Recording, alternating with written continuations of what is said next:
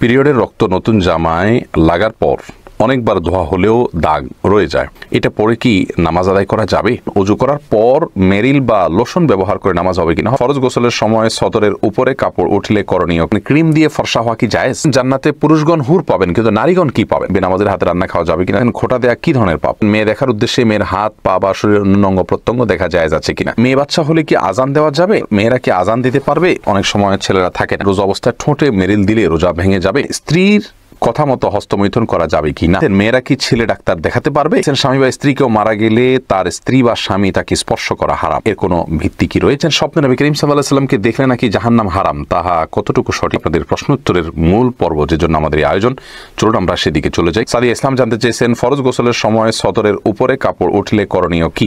গোসল শেষে আবার ওযু করা লাগবে কি না? না, এর জন্য ওযু করা লাগবে না, আর সদর উপরে কাপড় উঠে গেলে ওযু ভঙ্গ হয় না। এরপরে আমি যে প্রশ্নটি দেখতে পাচ্ছি তা হলো মজিদুল হক, আপনি জানতে চেয়েছেন ওযু করার পর মেরিল বা লোশন ব্যবহার করে নামাজ হবে কিনা? হবে, কোনো অসুবিধা নেই। মেরিল বা লোশনে এমন কোনো উপাদান নেই যেটি নাপাক, যা ব্যবহার করলে আমাদের শরীরে নাপাক হয়ে যাবে, যার কারণে এটি ব্যবহার করে সালাত আদায় করলে কোনো অসুবিধা নেই। যে কোনো পেট্রোলিয়াম জেলি, তেল, এর যে কোনোটা আপনি ব্যবহার করতে পারেন, করে আপনি সালাত আদায় করতে পারেন, কোনো অসুবিধা নেই। সিম্মি আক্তার জানতেছেন, ক্রিম দিয়ে ফর্সা হওয়া কি জায়েজ? আজকাল অনেকেই এটি করছেন, এটি নানা কারণে না জায়েজ। প্রথমত এটি প্রতারণা, দ্বিতীয়ত আমি যতটুকু জানি এটি স্বাস্থ্যের জন্য কোনো উপকারী বিষয় নয়, তৃতীয়ত লা তাবদিলা লিখালকিল্লাহ, এটার সরাসরি এটার মধ্যে না পড়লেও অনেকটা আপনার সেই জাতীয় কাজ হয় ক্রিম দিয়ে ফর্সা নিজেকে করার যে কসরত, তার মাধ্যমে। অতএব এটি না করাই হবে উচিত এবং উত্তম কাজ। আয়াত ইসলাম আপনি জানতে চেয়েছেন, আচ্ছা, মেয়ে বাচ্চা হলে কি আজান দেওয়া যাবে?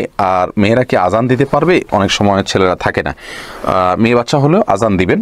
আর আজান দেওয়া সম্পর্কিত হাদিসগুলো আসলে খুব বেশি যে শক্তিশালী তা নয়, বরং বিন বাজ রাহিমাহুল্লাহ আজান বাচ্চা নবজাতকের ভূমিষ্ঠ হওয়ার পর তার কানে আজানের বিষয়ে হাদিসগুলোকে অ্যানালাইসিস করে বলেছেন বেশিরভাগ হাদিস জয়ীফ, কিন্তু অনেকগুলো হাদিস বর্ণিত হয়েছে এটা করা যেতে পারে। ফজিলত মতো বিষয়, হাদিসের জফের যে মাত্রা, তাতে এটা করা যেতে পারে, খুব বেশি গুরুত্বপূর্ণ না হলে এটা করা যেতে পারে। তবে মেয়েরা নাও, ছেলেরাই আজান দিবেন এবং মেয়ের বাচ্চা হলেও আজান দিবেন, পৃথক করা হয়নি হাদিসের ছেলে মেয়ে আলাদা করে।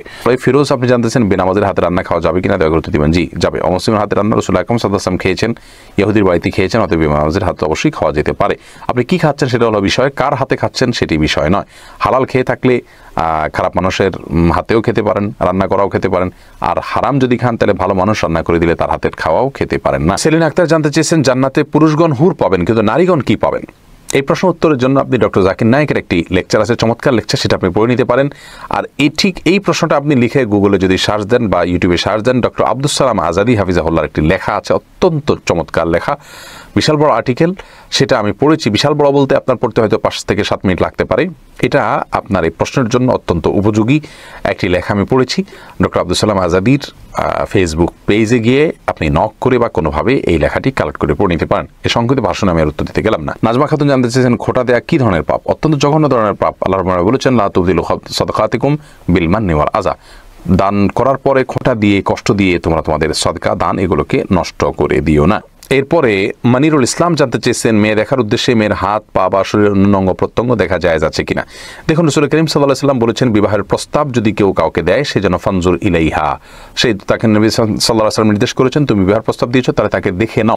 এই জন্য দেখে নেওয়াটা এটা দর্শনীয় বিষয় নয়। আর কোনো ত্রুটি আছে কিনা সেজন্য দেখে নেওয়া যেতে পারে। নবী সাল্লাল্লাহু আলাইহি ওয়াসাল্লাম এক সাহাবীকে বলেছেন যে, ফানজুর ইলাইহা ফাইন্না ফি আইনুল আনসারি শাইআ, কোন এক আনসারি মেয়েকে বিয়ের প্রস্তাব করেছেন একজন মুহাজির সাহাবী, তখন তিনি বলেছেন যে তুমি সেই মেয়েকে দেখে নাও, কারণ আনসারি মেয়েদের চোখের মধ্যে কিছুটা সমস্যা, ঘোলাটে ভাব বা এরকম কিছু একটা আছে, তোমার ভালো লাগে কিনা তুমি দেখে নাও। এই জন্য হাদিস থেকে বোঝা গেল যে নারীদের স্বাভাবিক যে অঙ্গ প্রত্যঙ্গগুলো তারা খোলা রাখেন, হাত পা মুখাবয়ব, এগুলো একজন পুরুষ বিয়ের উদ্দেশ্যে দেখতে পান। ঠিক একইভাবে মেয়েও ছেলেকে দেখতে পারেন। নুসরাত জাহান আপনি জানতে চেয়েছেন, রোজা অবস্থায় ঠোঁটে মেরিল দিলে রোজা ভেঙে যাবে?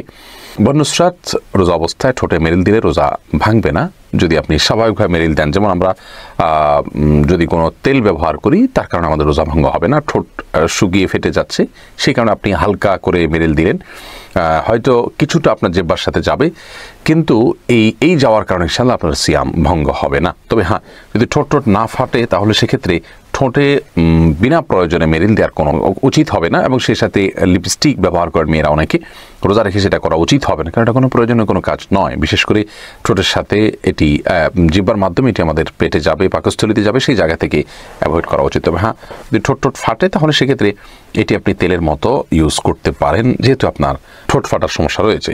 এরপরে খাদিজা নিজুম আপনি জানতে চেয়েছেন, মেয়েরা কি ছেলে ডাক্তার দেখাতে পারবে?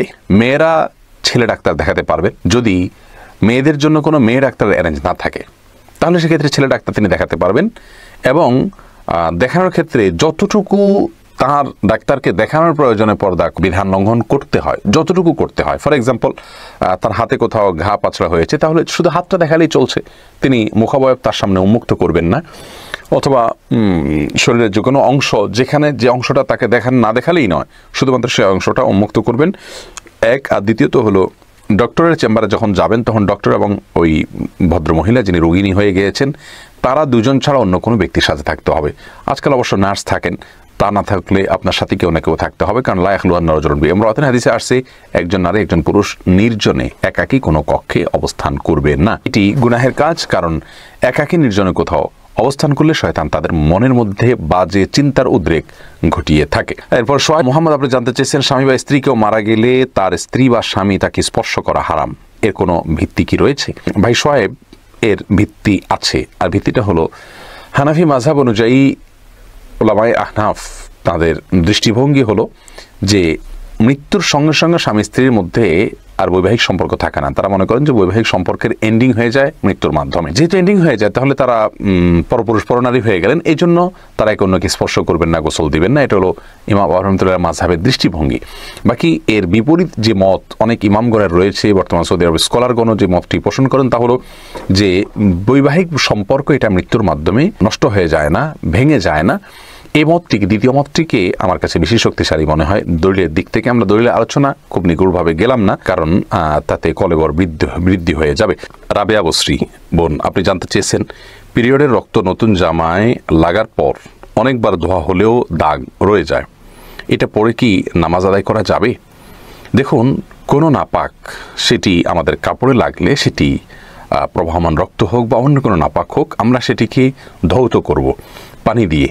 যথাসম্ভব স্বাভাবিকভাবে একটি কাপড় যেভাবে মানুষ ধোয় ময়লা দূর করার জন্য, ওইভাবে ধোয়ার পরেও যদি তার মধ্যে দাগ থেকে যায় তাহলে সেক্ষেত্রে তার কারণে সেই কাপড় পরে সালাত আদায় করতে কোনো প্রকার অসুবিধা হবে না। অর্থাৎ আমরা রক্তের কথাই যদি বলি যে রক্তের দাগ একটুখানি রয়ে গেছে, অনেক ধুয়েছি আমি, সাবান দিয়ে ধুয়েছি, বা সচরাচর ময়লা দূর করার জন্য যেভাবে কাপড় ধোয়া হয় সেভাবে আমি ধুয়েছি, তারপরেও দাগ যদি থেকে যায় তার কারণে সেই কাপড় পরে সালাত আদায় করতে কোনো প্রকার নিষিদ্ধ হবে না। কারণ আল্লাহ রাব্বুল আলামিন বলেছেন আমাদেরকে, ফাত্তাকুল্লাহা মাসতাতা'তুম, তোমরা আল্লাহকে ভয় করো যতটুকু তোমাদের সাধ্যকুলা। বিধায় আপনি কাপড় চোপড় ধোবেন স্বাভাবিকভাবে যতটুকু ধুয়ে থাকেন ময়লা দূর করার জন্য ততটুকু, এরপরেও যদি থেকে যায় তাহলে সেক্ষেত্রে আপনার আর এক্ষেত্রে কোনো গুনাহ হবে না ইনশাআল্লাহ, যেহেতু এখানে আপনার কিছু করার নেই। নোমান শাহ আপনি জানতে চেয়েছেন, স্বপ্নে নবী করিম সাল্লাল্লাহু আলাইহি ওয়াসাল্লামকে দেখলে নাকি জাহান্নাম হারাম, তাহা কতটুকু সঠিক? দেখুন, এই বিষয়ে হাদিস রয়েছে দাইফ। আর দ্বিতীয়ত হলো যে রাসূল আকরাম সাল্লাল্লাহু আলাইহি ওয়াসাল্লামকে আমরা স্বপ্নে দেখলে তিনি রাসূল আকরাম সাল্লাল্লাহু আলাইহি ওয়াসাল্লাম কিনা এটা নিশ্চিত হওয়া কঠিন।